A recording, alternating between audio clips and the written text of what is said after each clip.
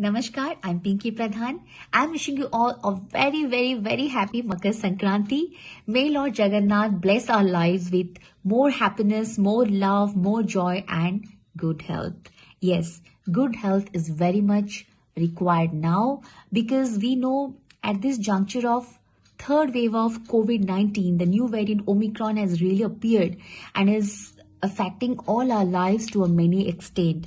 But friends, by following simple steps and following simple COVID norms, we can smartly avoid being affected with COVID-19. And those steps, we know it very well, but we need to get reminded again and again. So I'm just reminding you again to let's not forget mask, let's not forget social distancing, let's not forget sanitization, and on top of it is vaccination.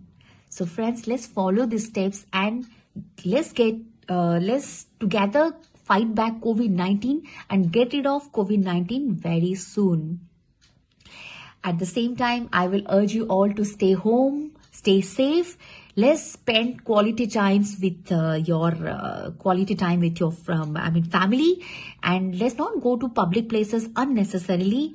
And at the same time, let's take the advantage of digital India to the fullest. So friends, once again wishing you a very, very happy Makar Sankranti.